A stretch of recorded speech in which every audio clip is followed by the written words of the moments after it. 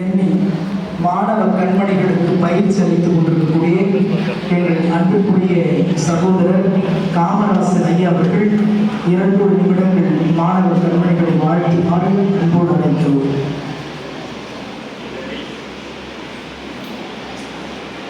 இதனை இதனால் எவன் முடிக்கும் என்றாய்ந்து அதனை அவன் கண்பியர். இருந்து உட்காருங்க.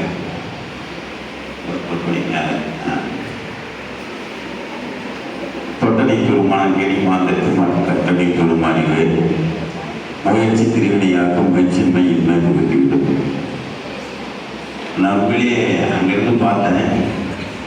இவங்க சின்ன பசங்களா இல்லை பெரிய பசங்களான்னு என்னால் கண்டுபிடிக்க முடியல. ஏன்னா வயது காரணமாக தெரியல. வேட்டி கட்டின சாதாரண பாப்பியாவை பார்க்குறேன், ராஜாவை பார்க்குறேன். நான் பார்த்தீங்கன்னா பெரிய பெரிய ஜவமான்கள் மாதிரி பாரதி பாஸ்கர் மாதிரியும் பர்வீன் சுல்தானா மாதிரியும் பாலகிருஷ்ணன் மாதிரியும் ரொம்ப ஆச்சரியத்தோடு பார்த்தேன். ஏன்னா அந்த பட்டு வேட்டி, பட்டு சட்டை, அந்த பட்டு பாவாடை, பட்டு தாவணிகள்லாம் பார்த்து ஒவ்வொரு ஆண்டு அந்த மாதிரி ஒரு பாரம்பரியமான ஒரு கவியரை நிகழ்ச்சியை நடத்தி மிகப்பெரிய வெற்றியை கண்டிருக்கிற இந்த பள்ளியினுடைய தாராளர் முதல்வர் தமிழாசிரியர் இங்கே அமர்ந்திருக்கின்ற பெரிய ஆளுநர்கள் அனைவரையும் வணங்கி,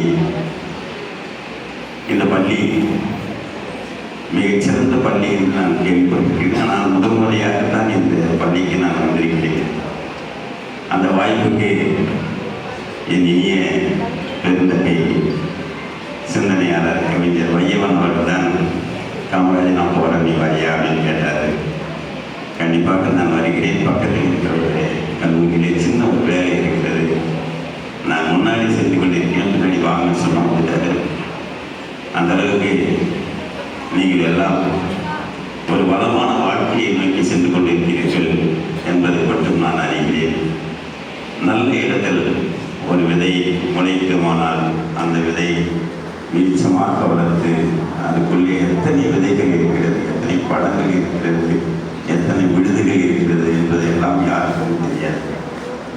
அப்படிப்பட்ட நீங்கள் வருங்காலத்திலே மிக உயர்ந்த பதவிகளை எல்லாம் அடைந்து மிகப்பெரிய மனிதராக, நான் எங்கே படித்தேன் என்று சொன்னால் இந்த பள்ளியில் படித்தேன், இந்த ஆசிரியரில் படித்தேன் என்பதை சொல்லிதான் உங்கள் வெற்றி நிரந்தரமாக இருக்கும் என்று சொல்லி கிடைத்த வாய்ப்புக்கு நன்றி.